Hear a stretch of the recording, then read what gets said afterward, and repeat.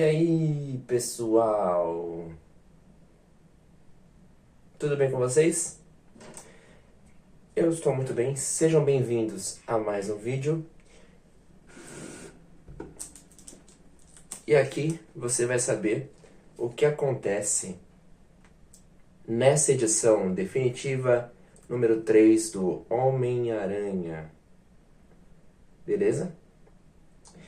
Deixa o seu like, fica até o final, pega um cafezinho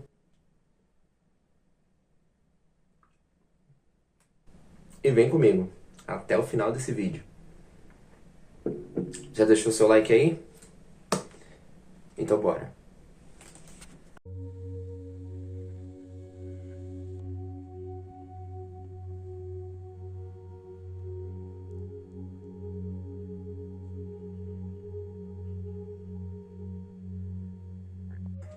Esse é mais um volume da nossa querida Panini Comics, do Espetacular Homem-Aranha, volume 3. E aqui temos o mesmo acabamento, a mesma qualidade dessa coleção incrível ou espetacular.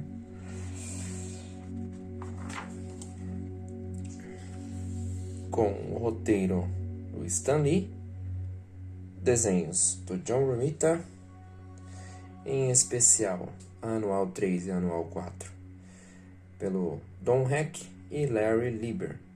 Arte final Max Esposito, John Romita, reconstrução de arte e cores Michael Kelleher, que seria remasterização, né, desse material. Tradução, adaptação, letras, todos grandes nomes aqui, editores, como vocês podem ver, uma equipe muito competente aí nesta coleção, beleza? Responsáveis por uma das melhores coleções de super-heróis.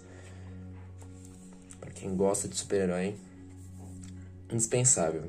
Introdução por Stan Lee, Como Era Verde o Meu Duende, O Aranha Salva a Pátria, Chifres do Rino, Homem-Aranha, Um Vingador, Nasce um Super-Herói, Rino em Fúria, Nas Garras do Lagarto, Cobras e Lagartos, tem uma novela com esse nome, O Sinistro Shocker, Nas Mãos do Caçador, As Asas do Abutre, Das Profundezas da Derrota, Homem-Aranha Nunca Mais, que é o arco que foi adaptado para Homem-Aranha 2 dos cinemas, Nas Garras do Rei do Crime, Morte de um Herói, A Teia e o Fogo, Entra em Cena Doutor Octopus, Os Tentáculos e a Armadilha, A Vitória de Octopus, Desastre, A Chegada de Kazar. Biografias Stan Lee e John Romita. Olha só que material incrível. Olha essas cores, gente. Esforços incansáveis. Vou dar uma pausa. Se alguém conseguir dar uma lida, acho isso muito legal. Se vocês conseguirem, aí está. E vamos lá. Ó, essa é a primeira história, que já começa muito emblemática. Se vocês tiverem acompanhado o vídeo anterior, que é do volume 2, nós sabemos que o Norman Osborn já ficou com muita raiva do Homem-Aranha, que atrapalhou os planos dele. E ele vai atrás, começa a perseguir o nosso herói, Norman Osborn. Aqui, pessoal, da universidade, né, que é o Flash, a Gwen Stacy, que ainda tem o cabelo para trás, não tem franjinha. E aí o Norman Osborn ele começa a desconfiar, a agir de maneira a perseguir o Homem-Aranha, né? Homem-Aranha, alguns inimigos e Duende Verde, que é o Norman, investigando os passos do Aracnídeo, até que, quando o Peter deixa de agir, vai fazer a troca ali do traje para roupa de civil, né? Ele vai voltar à sua vida normal.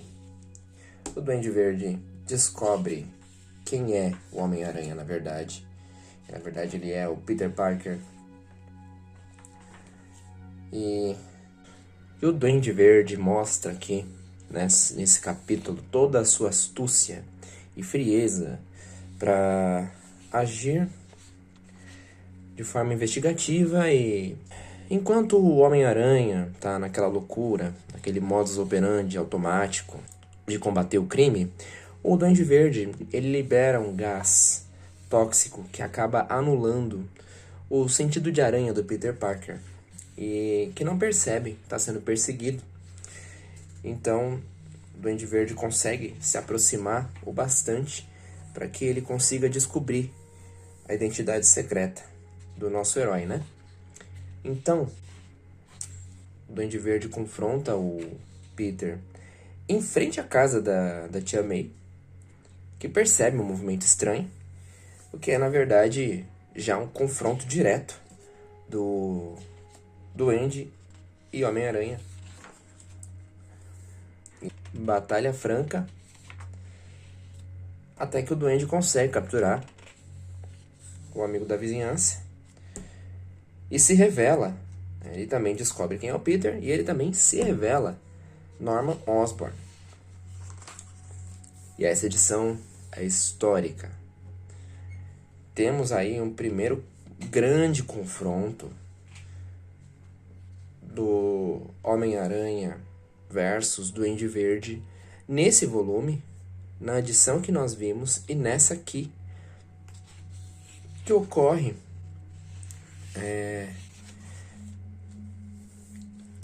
um grande confronto de ideias, ponto de vista moral, e também um confronto físico, né? Aqui o Norman, ele conta um pouco sobre a história do Harry, do filho dele, o que é ser pai para ele. Os valores dele são do ponto de vista material, né? Mas ele não é um pai presente, né? Ele é um pai assim, muito materialista. Ele conta sobre tudo isso, que ele estava sempre ocupado com os negócios, estava sempre muito ocupado com a empresa, e ele acredita a forma de amar que ele tem é dar tudo para o filho dele, mas não é um pai presente, né? Apesar de um gênio, apesar de um grande empresário, ele não é um pai presente. E o Harry sofre muito, né? Com essa dureza do pai dele, com essa maneira do pai dele agir. E esse seria faz parte do confronto, né? Do Peter Parker com o Norman Osborn, porque ele começa a questionar o Norman. Fala, olha, você acha que o que você pensa que o Harry iria achar disso tudo? Ele tem orgulho de você, o que ele pensaria sobre, né? Enfim. E é um embate de ideias bem profundo mesmo. Aqui a Tia May preocupada com o Peter, e eles continuam naquela batalha mental e de ideias. Beth também preocupada com o Peter Parker. E enquanto o Norman fica tagarelando, o Peter consegue se libertar. Mas na verdade, o Duende Verde já sabia de tudo. Ele estava ali tranquilão, falando. E ele sabia da capacidade, ele sabe da capacidade do Homem-Aranha de se livrar das ciladas, né? Ele tem tudo sob controle. E continua a batalha. O Aranha até se surpreende com esse controle que o Duende tem da situação. Ele não chega nem perto de ter dificuldades, né? E ele tem um dilema sobre dar o seu máximo. E ele pode até matar o Norman Osborn, que é o Duende, mas ele não quer, porque simplesmente é o pai do seu melhor amigo, Harry Osborn. Além de não matar seus inimigos. E começa um incêndio e o Peter tem a chance de se livrar do seu inimigo, mas não faz isso. Norman perde a memória, com muitas explosões, brigaria e lutação, e o Aranha resgata o Osborn, e aqui temos uma cena muito forte, né? Muito simbólica. O Homem-Aranha mata o Duende Verde, jogando a máscara no fogo. Joga isso aqui no fogo. E o Norman Osborn renasce aqui, porque ele vai ficar sem memória, ele vai ressignificar tudo aquilo que ele perdeu recentemente de memória, que seria esse confronto, essa descoberta de quem é o Homem-Aranha e tudo mais. E o Homem-Aranha também tem o seu reinício ali, livre daquela descoberta da sua identidade secreta. Tem um reinício, mesmo preocupado, ele consegue resgatar o Norman e dar um fim naquela situação. Harry Osborn passa a cuidar do seu pai, que agora perdeu as memórias recentes. E o Peter a ser cuidado pela fofa e atenciosa Tia May. Olha aí. Até sopinha na boquinha ele tem. É isso. E aqui, se eu não me engano, o primeiro confronto com o Rhino. Peter Parker compra uma lambreta. Desculpem pela minha dicção. Comprou uma lambreta. E o filho do Jameson volta, retorna. Ele até relembra quando ele foi salvo pelo Aranha. Enquanto ele debate com seu pai. Você não gosta do Homem-Aranha, mas o Homem-Aranha me salvou. Enfim. E o Rhino está causando. Parece que atrás do filho do Jonathan Jameson. Eu não me lembro muito bem dessa história, sinceramente, pessoal. Mas eu acho que é disso que se trata. O Rhino, ele quer acertar as contas com o filho do Jameson e está atrás dele. E é claro, o Homem-Aranha não é a favor de baderna. Ele é o xerife de Manhattan, do Queens. E já tá no radar dele esse cara aqui, ó, gigante. E aí, mais um confronto. E o Rhino é um Hulk, como se fosse um Hulk. Muito forte mesmo. Até que ele consegue se livrar dele. E ele fica inconsciente, porque o traje dele acaba ficando unido ao corpo humano. E aí ele tem um grande problema, ele acaba sendo isolado, internado, vai ser preso, enfim. E o filho do Jameson aqui, mais uma vez, o dia foi salvo pelo amigão da vizinhança. E olha, Gwen Stacy, que legal.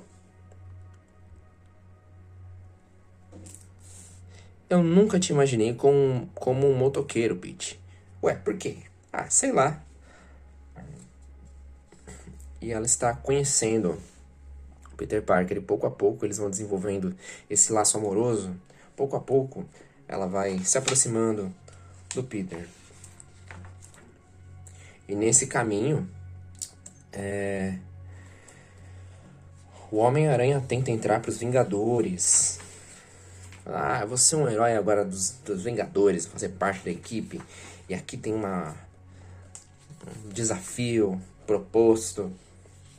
Eles fazem meio que um teste com o Aranha, conversam, fazem uma reunião.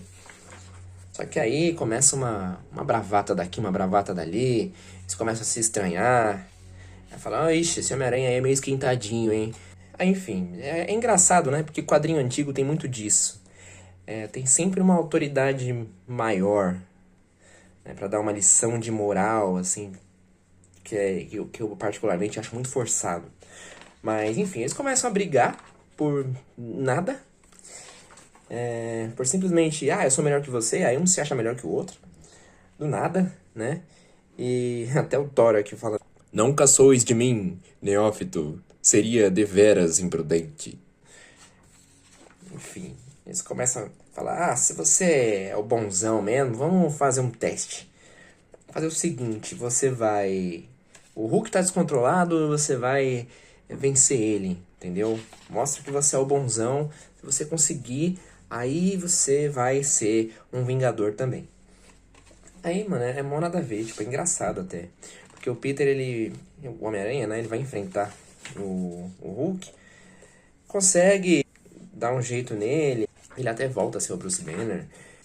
Não passa no teste. O Homem-Aranha se sente desmotivado, o Hulk também. Os Vingadores usaram o Hulk. E aí o Homem-Aranha se sente desmotivado, ele acaba desistindo. Falou, valeu aí, forte abraço, mas eu não passei no teste, tá? Acho que do nada não ficou muito afim, viu que não valia tanto a pena.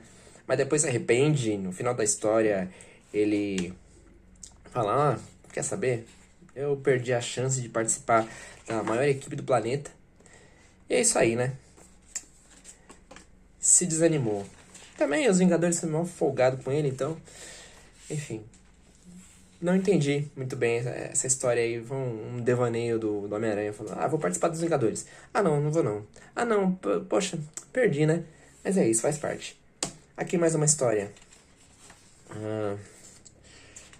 Aqui temos o filho do Jameson. Uma situação pro Homem-Aranha, né? O Jameson sempre fazendo a caveira do Homem-Aranha, né? Sendo que na verdade não era bem assim. Tem um plot twist nessa história. E tudo é esclarecido a partir do momento que o Rhino se liberta do hospital. Dá um couro lá em todo mundo. E tava na cara que isso ia acontecer, né? Porque é o Rhino. Não vai... Eles colocaram ele começaram a investigar o caso dele para tentar libertar ele desse traje. E todos os tranquilizantes para rinocerontes foram utilizados. E no final não dá certo não. O Rhino se liberta, mas eles conseguem ainda segurar ele. Aqui o filho do Jameson, que eu esqueci o nome dele, tem um embate com o Homem-Aranha. Fica bem forte. Dá um certo trabalho. Se enfrentam muitas vezes, acho que umas 2 ou 3 vezes. E aqui finalmente temos uma virada de chave. Que finalmente a Mary Jane aparece. Seria a primeira aparição nesse terceiro volume. Estava sendo tão aguardada desde o segundo. Esse encontro, né? Na verdade, desde o primeiro volume, né? Que a tia May e a vizinha querem que ele conheça a Mary Jane. E finalmente esse momento chega. E aqui, nessa edição 43 de dezembro, mais um confronto com o Rhino. Tenta se libertar novamente do hospital e consegue. Peter já tem um encontro com a Mary Jane, ela aqui toda animada, já mostram, né, desenvolvem a personagem, mostra que ela é bastante animada, ela gosta de festa, ela gosta de dançar, ela gosta de ir para as baladas. E a intenção da tia May e da sua vizinha é que ela seja uma influência positiva para o Peter Parker, que possa cuidar dele. Enfim, olha aí, ó. Já tem um encontro com a Mary Jane, seu primeiro encontro. Eles vão para o centro da cidade. Na verdade, é o Rhino que está causando na cidade, que ele acabou se libertando, escapando do hospital. Seria um hospital barra prisão, né? Vamos cuidar de você primeiro para depois te prender. E eles vão em busca de aventura, né? Porque a Mary Jane, ela gosta do agito. E aí, o agito está na Zona Leste. E o Peter já maquinando como é que eu vou virar Homem-Aranha com essa menina aqui na minha cola. Enfim, aqui temos o Nelson e Murdock. Investigando também sobre o Rhino. Falando, olha, espero que ele não machuque ninguém. Vamos investigar esse caso. O que aconteceu com esse cara? E aqui conta a história dele. Sobre o traje. E o Peter já está também planejando algo que resolva essa situação, que dê um jeito nesse cara que é aparentemente imbatível. Que a Mary Jane já consegue escapar, já consegue se desvencilhar muito facilmente. Ele já tem experiência nesse tipo de ação. Mary Jane acompanhando tudo de camarote. E o quebra-pau rolando. Tem fotos, conversa com o Jameson, consegue deter o Rhino naquele momento, mas continua na ativa. Aqui o Peter conversando com o Dr. Connors para desenvolver um fluido de teia diferente. Ele vai atrás do John Jameson, que é o filho do Jonah Jameson, agora eu consegui lembrar o nome dele, e aplica essa teia no Rhino, que derrete o seu traje. Tem uma reação química. Derrete seu traje, enfraquece o vilão, consegue salvar novamente o John Jameson, que agradece o Peter Parker.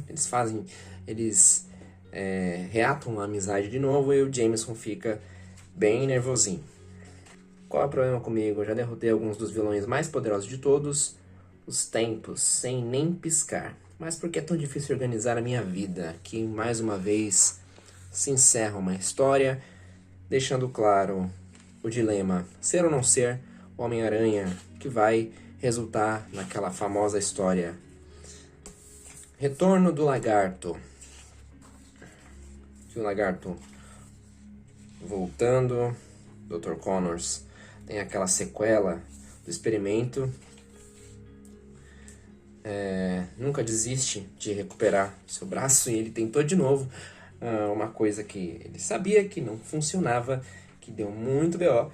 E aí acontece de novo, minha gente. Lagarto voltando, causando.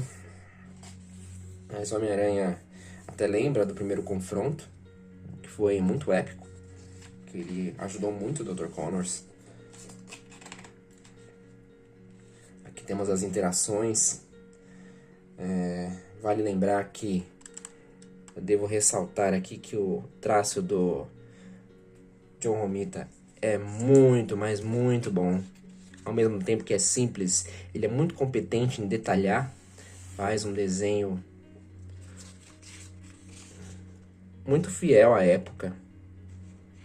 Toda a obra é fruto do seu tempo, né? E ele detalha muito bem as roupas, as expressões faciais. Muito bonito mesmo o traço do nosso querido John Romita. Muito obrigado, John Romita. Que Deus o tenha. Deixou, sem dúvidas, um trabalho muito bonito pra gente apreciar. E aqui mais um embate com o Lagarto. Cada vez mais insano, mais selvagem. O Homem-Aranha sempre muito inteligente.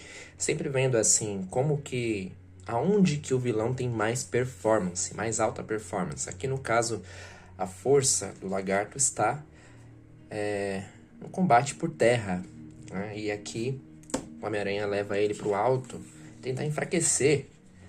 Mas mesmo assim, o lagarto acaba machucando o Aranha, que acaba lesionando o braço. Tem até um médico que atende ele e fica já desconfiado, né? Falou, ixi, esse médico aqui vai querer me desmascarar. Mas até que é um médico bom caráter e imobiliza o braço do Homem-Aranha e acaba falando, não, fica aí, a polícia vai te interrogar. Fala, não, sai fora. E ele foi embora. Enfim, a esposa do Connors, muito triste, tem todo aquele drama. Meu marido é um doido e não sei mais o que eu faço. Tá transformado em um lagarto gigante e quer dominar o mundo. Enfim, Tia May preocupada com ele, foi viajar, conversando com seu sobrinho. Mary Jane, muito interessada no Peter, animada, sempre querendo levar ele pra sair. E aqui a história termina novamente com um dilema. Vejam só. E agora? Não quero aparecer com um braço assim, mas também não posso passar dias enfurnado em casa. A Mary Jane deve me dar um gelo agora. Eu deixei a câmera para trás, num lugar onde podem encontrar. Estou completamente duro, sem grana para pagar a viagem da minha tia e não consigo ajudar o Dr. Connors e sua família. Para completar, o lagarto continua solta, capaz de fazer qualquer coisa, enquanto eu estou indefesa. O que mais pode dar errado comigo? Quando eu vou encarar os fatos e deixar de ser o Homem-Aranha para sempre? Então começa a se desenhar a história